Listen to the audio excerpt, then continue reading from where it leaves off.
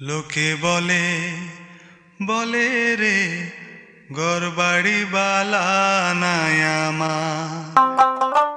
হাসন রাজা, যার নাম শুনলেই মনে পড়ে লোকে বলে বলে রে ঘরবাড়ি বালা নাই আমার গানটি। মরমী কবি হাসন রাজার পুরো নাম দেওয়ান ওহিদুর রাজা চৌধুরী। হাসন রাজার পিতা দেওয়ান আলী রাজা চৌধুরী ছিলেন প্রতাপশালী জমিদার। হাসন রাজা তারই তৃতীয় পুত্র। সুপ্রিয় দর্শক, আজ আমরা এসেছি সুনামগঞ্জে মরমী কবি ও বাউল হাসন রাজার বাড়িতে। এই ভিডিওতে আমরা হাসন রাজা সম্পর্কে বিস্তারিত জানব আর তার বাড়িঘর দেখব। লোকে বলে বলে রে ঘরবাড়ি বালা নাই আমার, কি ঘর বানাই মুই আমি শূন্যেরও মাজার। এরকম অসংখ্য গানের স্রষ্টা হচ্ছে হাসন রাজা। যদি হাসন রাজার গানের তালিকা আমরা দেখি, সেখানে চোখে পড়বে মাটিরও পিঞ্জিরার মাঝে বন্দি হইয়ারে কান্দে হাসন রাজার মন মুনিয়ারে। এরকম বাউলা কে বানাইলো রে, এরকম অসংখ্য গানের স্রষ্টা হচ্ছে হাসন রাজা। আজকে আমরা আসছি সেই হাসন রাজার বাড়িতে, যেখানে হাসন রাজার এই বাড়ির পাশেই একটি রয়েছে ওনার সমাধিস্থল রয়েছে। আর ওনার ব্যবহৃত যে বাড়িটা আছে এখানেই আসলে এখন পর্যন্ত মিউজিয়াম হিসেবে ব্যবহার হয়ে আসছে। আমরা এই মিউজিয়ামটা, ওনার বাড়ির আশেপাশে ওনার বংশধররা এখানে বাড়ির আশেপাশে বাড়িগুলিতে থাকে, সব কিছু দেখবো আজকের ভিডিওতে।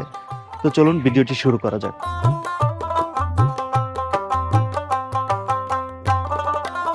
সিলেট বিভাগের সুনামগঞ্জ জেলার লক্ষণশ্রী এলাকায় সুরমা নদীর খুব কাছে অবস্থিত হাসন রাজার বাড়িটি। বাড়ির ভিতরে রয়েছে হাসন রাজার মিউজিয়াম। বাড়ির গেটের ভিতরে প্রবেশ করা মাত্রই আপনাকে টিকিট কাটতে হবে। টিকিটের মূল্য মাত্র 30 টাকা। টিকিট কাউন্টার থেকে টিকিট কাটার পর আপনার প্রথমে চোখে পড়বে সুন্দর একটি বাগান, যেটা ফুলের বাগানই আসলে।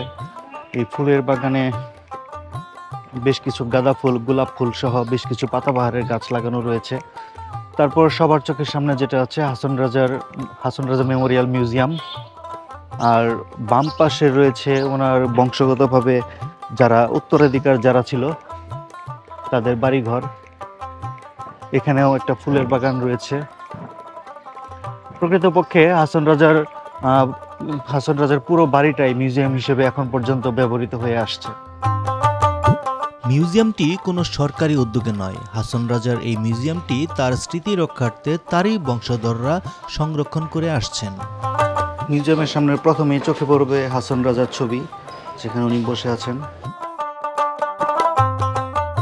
মিউজিয়ামের ভিতরে শুধু তার ব্যবহৃত জিনিসপত্র নয়, রয়েছে হাসন রাজাকে নিয়ে লেখা বিভিন্ন বইও। আরও রয়েছে তার পরিচিতিমূলক বিভিন্ন পোস্টার। এখানে একটা চার্ট আছে যেটাতে হাসন রাজার যে বংশ তালিকা, সেখানে এটা পুরোপুরি দেয়া আছে।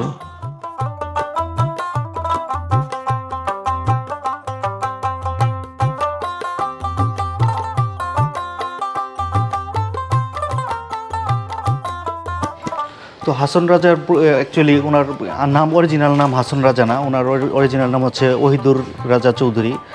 বংশ পরম্পরায় উনি একজন, আপনি হিসাব যদি করে দেখেন, ওনার পূর্ব বংশে কয়েক পুরুষ আগে ওনার ছিল হিন্দু, তার পরবর্তীতে হিন্দুত্ব ধর্ম ত্যাগ করে মুসলিম ধর্ম গ্রহণ করে ওনার পূর্ব কয়েক পুরুষ আগে। তার পরবর্তীতে হাসন রাজা তো মুসলিম হিসেবে জন্মগ্রহণ করে এবং অত্যাচারী জমিদার থেকে সে পরবর্তীতে খুব প্রজাদরদি হয়ে যায়। সে গানের প্রতি ছিল তার প্রচণ্ড ঝোঁক।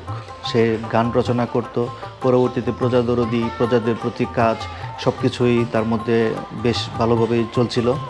হাসন রাজা কিভাবে অত্যাচারী জমিদার থেকে প্রজাদরদি জমিদার হয়ে গেলেন সেটা তো আমরা জানবই। তার আগে আমরা দেখে আসি হাসন রাজা যে ঘরে বসবাস করত সেই ঘরটা আর তার পুকুর পাড়টা।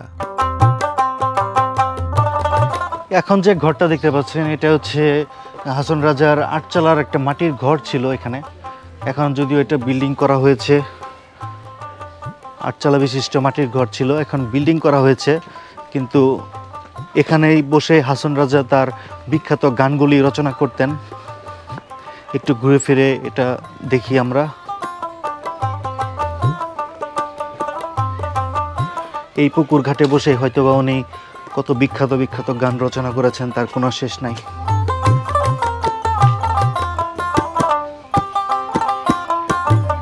আটচালা বিশিষ্ট ঘর কেমন হয় এটা দেখলে মোটামুটি আইডিয়া পাবেন।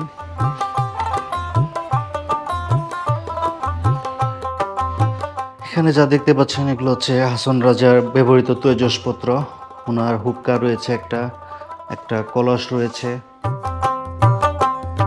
তারপর একটা বাক্স রয়েছে। এককালে এই ধরনের বাক্স বেশ জনপ্রিয় ছিল।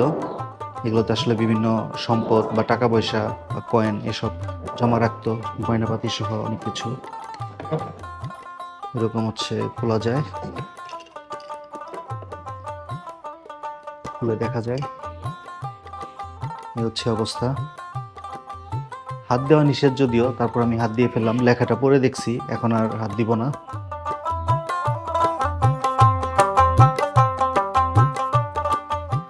এই মিউজিয়ামের পুরোটা জুড়ে শুধুমাত্র হাসন রাজার যে মানে ওনার শিল্পকর্মগুলি লিখে দেওয়া হয়েছে, সংক্ষিপ্ত জীবনী লিখে দেওয়া হয়েছে। আসলে সংক্ষিপ্ত জীবনীর কথা যদি উল্লেখ করা হয়, আমি যতটুকু জানি একটুখানি এসব নিয়ে একটু কাহিনী আছে। সংক্ষিপ্ত জীবনী বলতে কি আসলে এখানে যতটুকু লেখা আছে সেসবের বাইরেও হাসন রাজার বেশ কিছু কর্ম রয়েছে। এককালে হাসন রাজা খুবই অত্যাচারী জমিদার ছিলেন, অনেক অত্যাচারী জমিদার ছিলেন। ওনার এমন একটা অবস্থা ছিল যে সৈন্যদেরকে দিয়ে তার যে ওনার যে রাজ্য ছিল, রাজ্যের ভিতর থেকে সুন্দরী মেয়েদেরকে ধরে আনা হতো। এমন একটা সময় গেছে যে যেসব মেয়েরা ছিল, যুবতী মেয়েরা ছিল, তারা হাসন রাজা যে রাস্তা দিয়ে যেত সেই রাস্তার দিয়ে যাওয়ার সময় মেয়েরা যদি পুকুরে গোসল করতো, সেখান থেকে হাসন রাজা ধরে নিয়ে আসতো। সেজন্য মেয়েরা করতো কি, পুকুরের মধ্যে ডুব দিয়ে থাকতো। এরকম একজন অত্যাচারী জমিদার ছিল হাসন রাজা। পরবর্তীতে একটা সময় এসব দেখার পরে হাসন রাজার যে মা ছিল, উনি একটুখানি এটা পরীক্ষা করার জন্য বা হাসন রাজাকে লজ্জা দেওয়ার জন্য একটা উপায় অবলম্বন করে। সেটা হচ্ছে হাসন রাজা বিশেষ করে যে নতুন নববধূ নিয়ে যেত নদী পথ দিয়ে, নৌকা দিয়ে। এখন তো আসলে রাস্তাঘাটে চলাচল মানুষের সবচেয়ে বেশি, কিন্তু তখন ছিল নদী পথে মানুষের চলাচল সবচেয়ে বেশি ছিল। তো নতুন বউরা যখন নদী পথ দিয়ে যেত, যাওয়ার সময় হাসন রাজা নৌকা থামিয়ে সেই নৌকা থেকে নববধূদের তুলে নিয়ে অত্যাচার করে তারপর আবার ছেড়ে দিত। তো হাসন রাজার মা করলো কি, যে নববধূর বেশে প্রথমে হাসন রাজার নজরে পড়ার জন্য নৌকাতে উঠে বসলো। নববধূ সে যে হাসন রাজার মা ছিল সেটা। তো হাসন রাজা এমনও যেত যে নববধূ না, শুধু গর্ভবতী মহিলাদেরকেও তুলে নিয়ে আসতো। তো হাসন রাজার মা যখন এই নৌকা দিয়ে যাচ্ছিল নববধূর বেশে, ঠিক তখনই হাসন রাজা সেই নৌকাতে আক্রমণ করে এবং কি দেখতে পায় যে হাসন রাজার মা। তখন হাসন রাজা খুবই লজ্জিত হয়, এতটাই লজ্জিত হয় যে হাসন রাজা তারপর থেকে ভালো হয়ে যাওয়ার সিদ্ধান্ত নেয়। আপনি যদি তার পরবর্তীতে হাসন রাজার যে গানগুলি দেখেন, সেই গানগুলি যদি শুনেন, তাহলে বুঝতে পারবেন হাসন রাজা হঠাৎ করে অনেক পরিবর্তন হয়ে গেছে। তাকে হাসন রাজাকে আসলে মরমী কবি আখ্যায়িত দেওয়া হতো। ওনার একটা গানের একটা বিষয় হচ্ছে যে হাসন রাজা জানতো যদি কয়দিন বাঁচবো আর। এরকমই বেশ কিছু গান রয়েছে, যে গানগুলি আসলে শুনলে আপনার অন্যরকমই মনে হবে। ওনার মৃত্যু ভয় শেষ বয়সে সে কাজ করেছিল। ওনার একটা গানের একটা কথা হচ্ছে, একদিন তোর হইবরে মরণ রে হাসন রাজা, একদিন তোর হইবরে মরণ। মায়াজালে বেরিয়ে মরণ, না হইলে স্মরণ রে হাসন রাজা, একদিন তোর হইব মরণ। এখানে একটা কথা যদি উল্লেখ করি, মায়াজালে বেরিয়ে মরণ, না হইলে স্মরণ রে হাসন রাজা, একদিন তোর হইব মরণ। ওনার মায়াজাল বলতে, দুনিয়ার মায়াজাল বলতে বুঝিয়েছেন ওনার পরবর্তী জীবনে, জমিদারি জীবনে যে কিনা রাজ্যের সমস্ত প্রজাদেরকে অত্যাচারের উপর রাখতো, সে পরবর্তীতে এই দুনিয়ার মায়াজালে ত্যাগ করে সে পরবর্তীতে গিয়ে প্রজাদরদি একজন জমিদার হয়েছিলেন। সেই কারণে আসলে বলতে গেলে ওনার লেখার ভিতরেই বা ওনার গানের ভিতরে ওনার সব কিছুই বোঝা যায়। এই সেই সুরমা নদী, যে নদী হাসন রাজার অত্যাচারের সাক্ষী, আবার প্রজাদরদের সাক্ষী হিসেবে যুগের পর যুগ বয়ে চলেছে। আর এই নদী থেকে একটু দূরেই গাজীর দরগা এলাকায় পারিবারিক কবরস্থানে তার মায়ের পাশেই কবরে শায়িত আছেন মরমী কবি ও বাউল হাসন রাজা। হচ্ছেন দেওয়ান আনোয়ার রাজা চৌধুরী। এটা হচ্ছে হাসন রাজার প্রপৌত্র। এই জমিদার বংশের শেষ জমিদার ছিলেন দেওয়ান আনোয়ার রাজা চৌধুরী।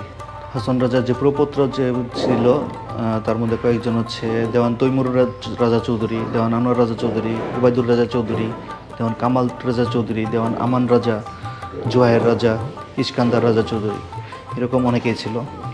এখন এই বাড়িগুলোতে হাসন রাজার যে বংশ পরম্পরায় যারা উত্তরাধিকার, তারাই বসবাস করছে এখানে। কয়েক বছর আগে বন্যায় বাড়ি এবং মিউজিয়ামের ব্যাপক ক্ষতি হয়ে গিয়েছিল, কিন্তু বর্তমানে সেই ক্ষতি থেকে বের হয়ে বাড়িটার যথেষ্ট যত্ন করা হচ্ছে।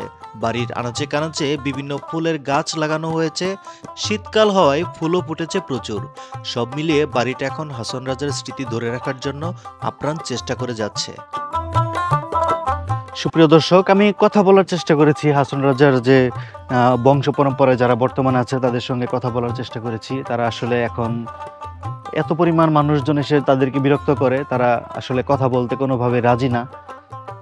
তো যতটুকু পারা সম্ভব আমি আপনাদেরকে দেখিয়েছি হাসন রাজার এই মিউজিয়ামটি, হাসন রাজার ইতিহাস বলার চেষ্টা করেছি।